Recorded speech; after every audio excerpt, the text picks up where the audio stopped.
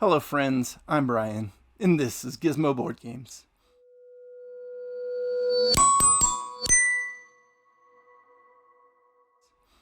And today I'm continuing my countdown of my top 50 favorite games. As you can see from the title and the title card, I presume, we are numbers 30 to 11.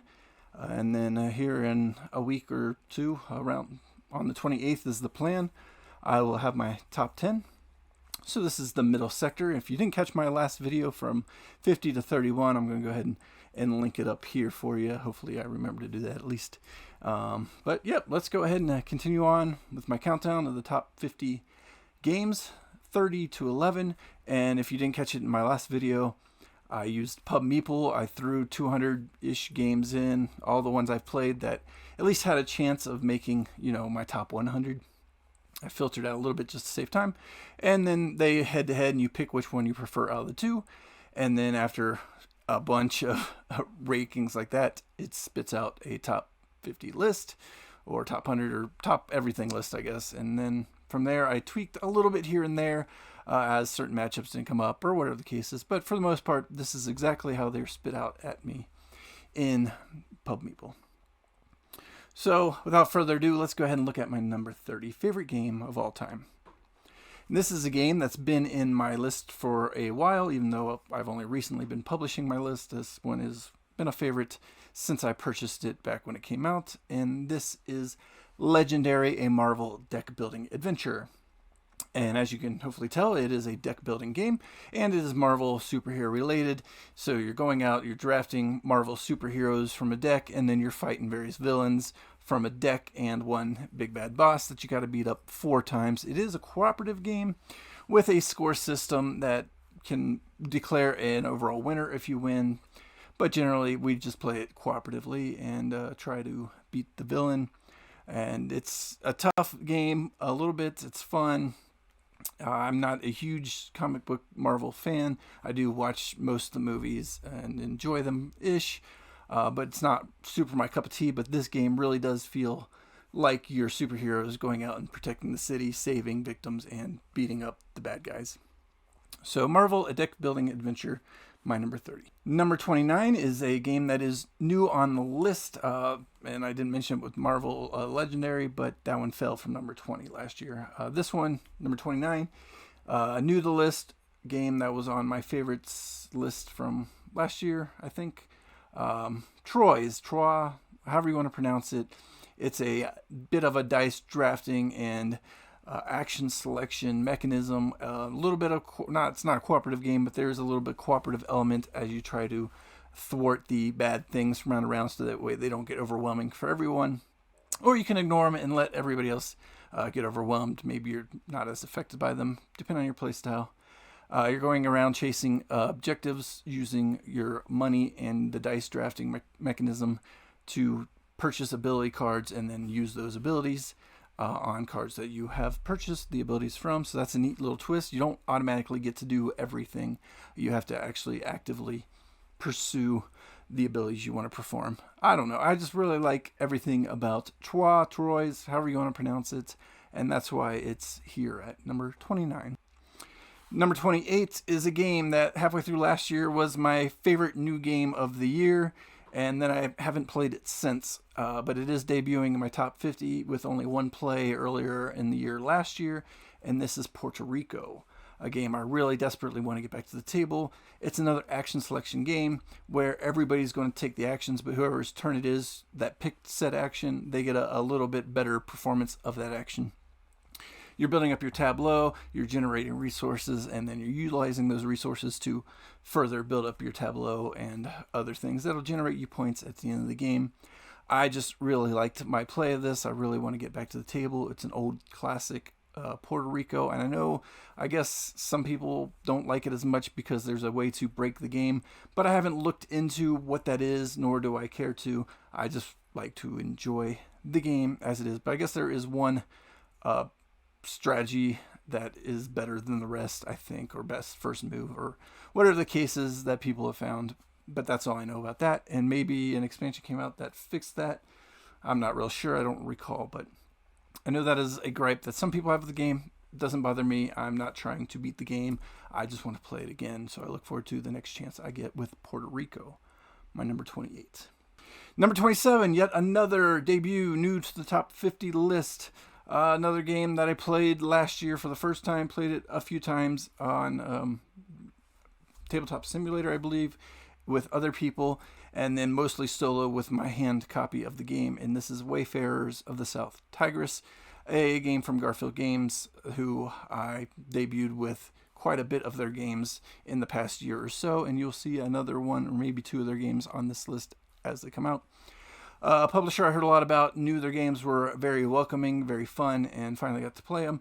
And Wayfarers is one of the ones that has really worked its way up my list. Debuting at number 27, this is a tableau building game, and with all the South Tigris series, you're using meeples and colored dice to dictate your actions. Actually, I don't think they're colored in this game, but you're using dice selection to figure out what actions you're taking, and also meeples. So a little bit of worker placement, a little bit of dice placement, and a lot of action selection, a tableau building, and point jamboree as you try to best build up your engine, or not even really an engine, a little bit of an engine. But you want to best play to your board to get the most points out of what you're doing, and you're working your way down a timer track basically based on what you're doing in front of you and everybody around the board is doing. I really like Wayfarers of the South Tigris, and yeah, I'm glad I got to play this and some other Garfield games. Number 26 has risen a bit. It was number 44 last year, so another big riser as I just played it more, and I really enjoy it. One of my favorite cooperative games. It is Horrified. And this is one of those games where the theme is you're just trying to thwart big bad villains, the old school classic, Frankenstein and his wife, or Frankenstein's monster and his wife, I should say, Invisible Man, the Wolf Man, Dracula, etc., etc.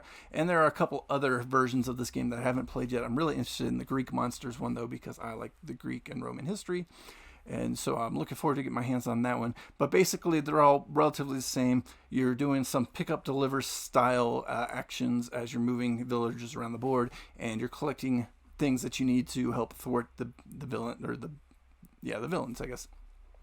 And you're playing multiples of them, so the more villains you throw in the game, the harder the game's going to be, and just the more variable what they're doing, because they all do a little bit different things, and they all do a little bit different.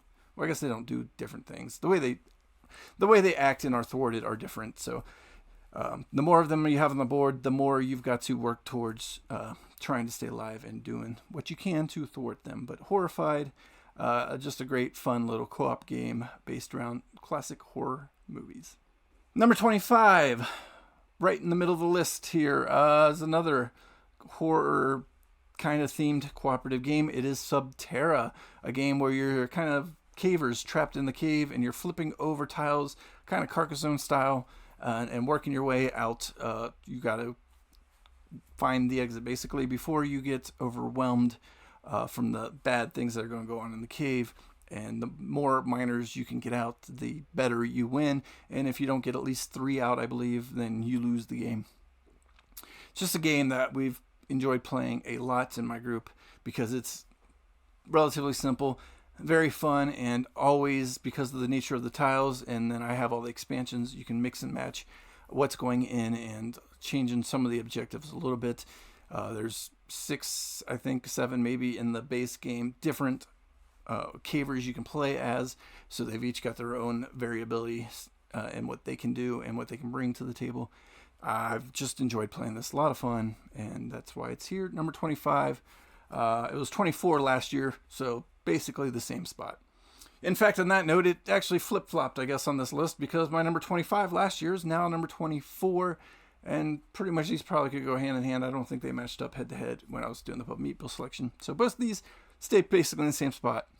My number 24 this year is Isle of the Cats, a game where you're drafting polyomino tiles that are cats laying about, and you're saving them from the island in 5 rounds as you can afford to. It's got card drafting mechanism, and those are going to be your actions, but those are also going to be your end goals if you take end goals instead of actions. So you need to mix and match what you're drafting, because if you draft only goals, you're never going to meet those goals because you're not getting any cats and things to your boat.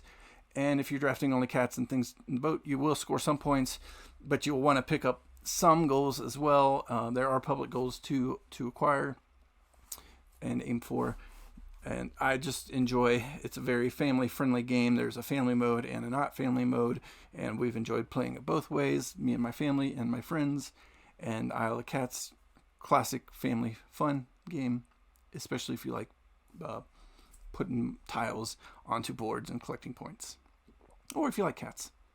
Number 23 has fallen from number 12 last year to number 23 this year, down 11 spots, and I haven't played it a lot. I do still enjoy the game. It has things I like in it. It's The Lost Ruins of Arnak, and this is a game where you're doing some worker placement and some card drafting, and then using those cards and workers and actions and everything to try to combo as much as you can and keep your turns going as long as you are able, and work your way through an Indiana Jones theme style game as you explore the forest and lands, but you're also collecting artifacts and trying to learn from them to build up your artifact track. And in the end, you're just collecting things to try to score the most points to the end of the game, as most games are.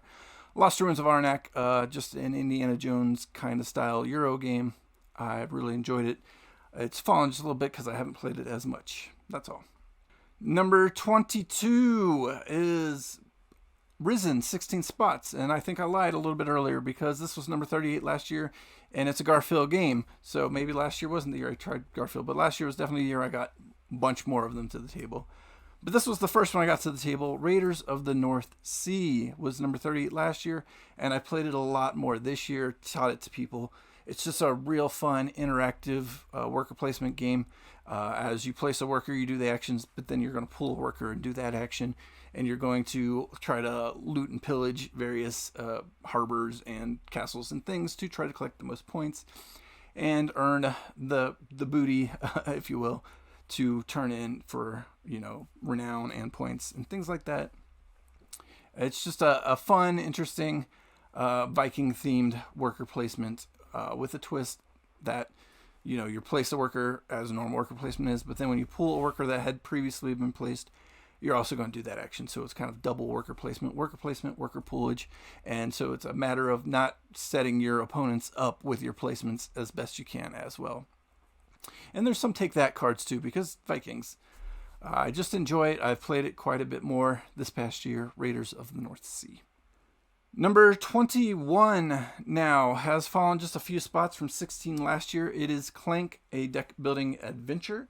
It's another game where you're going through a cave, kind of. In this case, you start at the castle, and you're going to kind of press your luck, diving deeper down into the dragon's cave and trying to collect a major artifact and any small booty and things that you can along the way. And as it says, it's a deck building adventure, so each turn you're going to hopefully move if you got movement cards that came out of your hand, and then purchase more cards in your deck for future use. But you also want to do things without making too much noise, because if you clank too much, you got to put cubes into the dragon's bag, and then as the dragon gets startled, you could potentially succumb to the wrath of the dragon because your cubes are getting pulled out of the bag. And if I think it's 10 total pain or whatever is taken from your actions or from the dragon bag, then you are out. And if you don't get out of the cave, you don't even have a chance at winning, no matter what you've collected. But if you're able to push your luck enough to at least get out of the cave when the game ends or the dragon gets to you, you still have a chance to win, even if you didn't fully run away. So that's a neat little aspect. I like the push your luck aspect. I love the card drafting, and just it's a fun, very feel on theme game. Clank deck building adventure. Number 20 is a game that's risen a couple, apparently. It was number 22 last year, and that was without me having played it in a while when I made last year's list. This year, I got to it a couple times. I printed off a solo mode, and then I invited some friends over and got it back to the table. It is Five Tribes, a game that is just a whirlwind of AP, analysis paralysis, because you've got a bunch of meeples on the tableau board of, I think it's 5x5 of squares, and you got to choose an action tile, pull all the meeples off of them, and then drop them off in adjacent tiles, and the last meeple you drop off, you will clear out all those colored meeples off that board and take the meeple action and the board action of where you finished. So the board state is constantly changing. If you're very prone to AP or have a group that's very prone to AP, this might not be the game for you because it could drag on, because everybody's turn is going to change the board states. And every round you're going to draft where your draft order is. You're drafting with the points you've accumulated already. So the more you want to go earlier in the round because there's this nice sweet move just sitting there for you, the more points you're probably going to have to give up to do it. So you got to weigh that in too. I just really like the game. It's great, thinky, fun strategy game that's been around for quite a while now. 5 Tribes. Number 19 was in my top 10 last year at number 10, so it's fallen 9 spots, and it's no fault of the game. I still really enjoy this game. It's just I've enjoyed other games quite a bit more, and so Final Girl slid out a little bit for me. It's a solo-only game, and it's a game where you're the final girl in a movie series, and you're doing more card drafting a little bit because your actions that you have left over at the end of your turn turn into points you can use to draft cards in your hand. And then once you play those cards, they're going to disappear for at least one round. You have some starting cards that are free to return, but you're still going to miss them for a round. So you're going to stumble and bumble your way through a movie scenario. There are right now 11 current different scenarios you can play with the core box, which is required to play any scenario. You can mix and match the girls, you can mix and match the bad guys, you can mix and match the lands, and Season 3 is on its way later this year, which adds 5 more movies, and they're all based on real movies. You can play through Alien, you can play through Polargeist, you can play through, Jason and Freddy Krueger. I just really enjoy the theme. I really enjoy it doesn't take that long to play. I can pull it out and play it in 30, 45 minutes, set up and clean up and everything, and play my way through my own little scary movie horror film, trying to survive as the final girl. And I really like it. I think I just pub meepled it down to number 19 because I think it probably actually higher than that. If I were to redo the list right now, it would probably creep up a little bit. But it's on 19 as I'm filming this, so we'll leave it at 19. Number 18 is a game that I've had a love-hate relationship with ever since I bought it. It's climbed 24 spots, so definitely the biggest climber on the list, from 42 last year, and it's Space Base. Game, like I said, I have a love-hate relationship with it. It is very dice-dependent, random, but as I've played it more and more this year, because all my friends really enjoy it, and it's so easy to play, I just get enjoyment out of their enjoyment. And the game has grown on me a lot more than it had been in the past. And I've gotten over the fact that, it does have a lot of randomness in it, but it is controllable random, because on your turn you're going to roll dice, and then whatever's in your base for those dice roll, you take those actions. And once you send ships out from your base into outer space, as you draft more and more ships into your base, what your opponents are rolling, you're also going to get those actions for on their turns. So it's a game that's very interactive.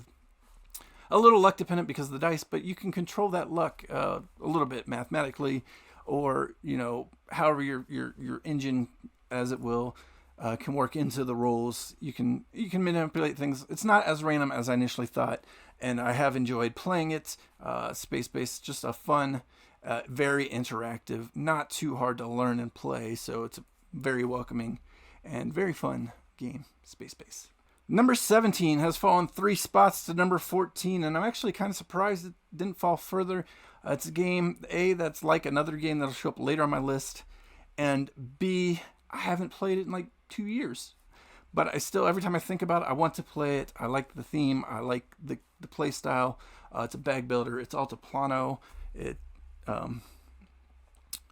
game with alpacas in it as a resource, and I just enjoy Altiplano, the bag building aspect of it, and it plays more like a deck builder than the game it's related to, Orleans, because instead of refilling the bag at the end of your turn each time, you actually have a discard pile, so you're cycling through your bag more, so a little bit less randomness in it, because you're going to draw whatever's left over in your bag, whereas in Orleans you might never draw one of the the chips you've bought. And I like the fact that in order to take actions, you actually have to move around the board. So you got to factor that in.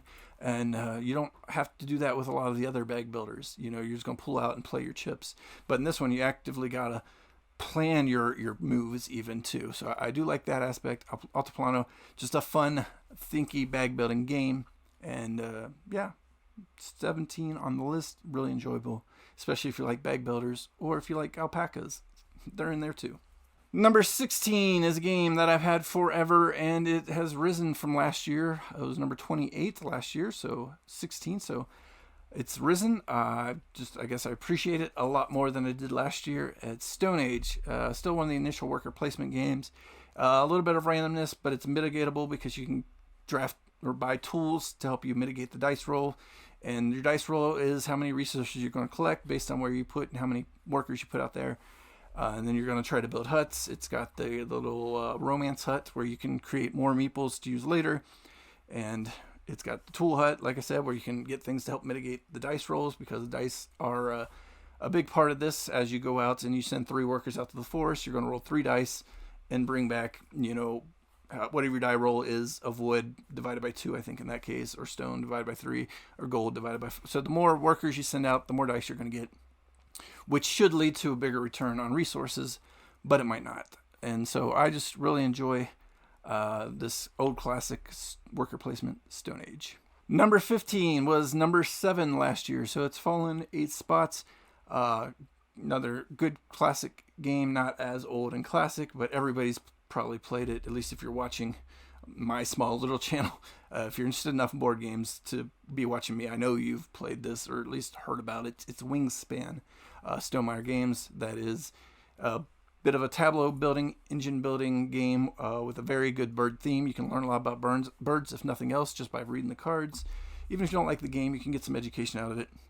And you're playing through rounds where you're building birds out in the tableau and then taking one of 4 actions to include placing birds. You can also collect food to feed the birds to place them. You can lay eggs because you're going to need those to create more birds later down the line. And then, of course, you can use the last action to collect more birds into hand. And you're racing towards end of round goals, end of game goals. Just each bird is worth points when it's out in your tableau. And the further out on certain aspects of the tableau, the more return you're going to get and the more you're going to trigger the actions on the bird cards as they're out. This game I still really enjoy. I know it gets a little bit of flack from time to time, but I like Wingspan, and it's here at number 15. Number 14 has risen quite a bit from last year, where it was number 27. It's now number 13, and it was my favorite new game of 2022, and it's still super hot in the board game arena. It is Heat Pedal to the Metal. Just the absolute best racing game I've ever played. You really feel like you're racing around the track. You're using action cards, and you're trying to win the race against a solid automa. So even if I'm playing by myself, there are 6 cars still going to be on the racetrack, and I'm still probably going to finish in the middle of the pack, whether I'm playing against 5 other humans or 5 automa cards. It's just real fun. There's weather effects. There's card drafting. You can really play a very different or more complex, less complex game, depending on how much you want to throw into it. And there's a new expansion coming right around the corner that I'm looking forward to getting my hands on. Heat Pedal to the Metal, just a great, fun, relatively easy, relatively quick playing race game. All right, number 13 is another cooperative game, but it doesn't play like most cooperative games. You're not going out and playing on the board and trying to stop things from happening or whatever the case is. This game is Hanabi. It's a game where it's a card game, and you can't see your own cards. You can only see everybody else's cards, and you can only give very minimal clues to what other people have, and you only have like 8 clues per game unless you get them back by discarding cards. But what you're trying to do is stack up the cards of 5 different colors from 1 to 5. There's only one number 5 in each deck, and 2 4s, 2 3s, 2 2s, and 3 number 1s, I think. And you're just trying to use logic, puzzling, and clue actions to build the best score you can. I just really like it. It's a really stressful game, but it's pretty easy to teach and pretty quick to play, but it always gives you the stress of any cooperative game would, is are we going to get this done, or what are you trying to do? Because unlike other cooperative games, you can't communicate as much as you would and really plan things out. You've got to rely on everybody else kind of reading the clues and seeing what else needs to happen based on what information is out there, because there isn't going to be much information out there at all, other than you can see what everybody else has, but you can't see what you have. And when you're the one giving the clue, you want to give the best clue, and then when you're the one waiting for a clue, you're like, please tell me what I have in my hand because I don't know. But again, there's only so many clues the team can even give. So Hanabi, one of my favorite cooperative games, and probably one of the more stressful games I have, but it's still super, super fun, and I've really enjoyed it for a long time. Number 12 is new to the list, and one of my favorite new games that I played in the past year. In fact, in the past few months. I think I just picked up this game in October, but I've gotten to the table 3 or 4 times in group and solo, and it is the White Castle from Devere Games game that is a very tight action game, because you're only going to get 3 rounds of 3 turns, I believe, maybe 3 rounds of 2 turns even. It's dice drafting again, which is a common theme on my list, and you're drafting from a common dice pool, and that's going to dictate the round, because once there are only 3 dice left in the pool, then the round is over and you'll move on to the next round or to final scoring. And again, there's only 3 rounds. But what you're doing is drafting die, and then you're going to place it on the board or on your own player board and do whatever action or actions are dictated from the dice. And you're going to have to match dice color, and then the number you might have to pay or get money back based on the value of the die itself. Where you're drafting from could give you a bonus. If you're drafting a lower number dice, you're going to get some bonus actions, whereas if you're using a higher number die, you're not going to get that bonus action because you've got a bigger value die, which is easier to play.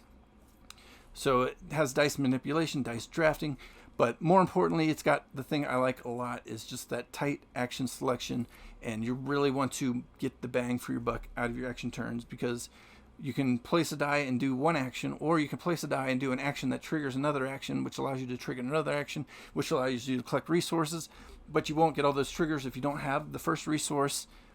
So you really need to manage your resources. You need to manage the dice pool as best you can, because everybody's drafting from the same pool, so the die you're eyeballing now might not be there your next turn.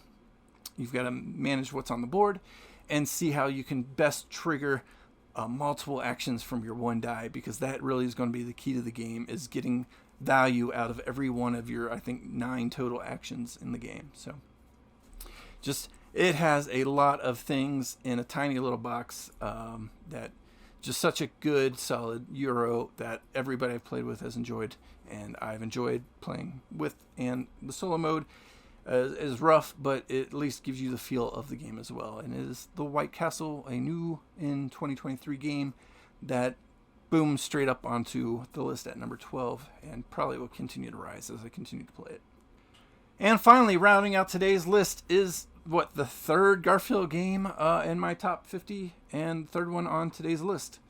So it is Architects of the West Kingdom, a more standard worker placement game, but it's, I think, the most fun of the worker placement Garfield games, in that as you put your workers out, they're not immediately coming back. You're going to continue to grow maybe your lumberjacks. You know, your first lumberjack will go out there and get you 1 wood, but the next lumberjack will go out there and then you're bringing back 2 wood because you got 2 lumberjacks, and then 3 and 4, or gold or ore or whatever the case is. Eventually you do need to recall them back, and so you can take an action to do that. But also other people can take actions to actually round them up and try to accumulate more money from turning them in for bounty, I guess, to the jail. So it's an interesting little aspect, like your workers become criminals in a way for your opponents. It's neat. I mean, it's a weird theme if you think about it like that, but in general, like, you can use other people's workers to accumulate finances and throw them in jail. And the end objective of the game is to help build your buildings in your hand, architects, obviously. So you want to gather the resources to build the buildings out, and those buildings are going to give you either in-game scoring or immediate benefits, or both, I guess. And you can also help contribute towards the cathedral instead of the buildings. But everything's going to involve acquiring resources with your workers and then trying to get them out as quickly as you can and try to gather as many points from the few treks you can use. And if you have the expansions like I do, there are other things to do. You can build towards the wonders and things like that. But it's basically a worker placement with a bit of tableau building and card drafting to an extent, because there are helper cards out there you can go chase after.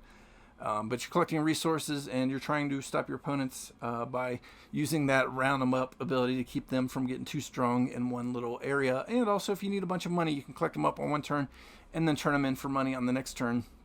So it's a neat, fun, different worker placement style that I've played quite a bit in this past year since the first time I played it. And Architects of the West Kingdom is debuting at number 11. And that's where I end my list today. I hope you liked it. If you did, give me a thumbs up. Be sure to subscribe below if you haven't already, so that way you can come back for my top 10 games of all time. There is some movers and shakers, and maybe even a new one or two on the list if you've seen me last year. But if you enjoy the same style of games I like, or just want to help support the channel, I appreciate you subscribing and tuning in. Please comment below what your thoughts are on this 20 games from this section.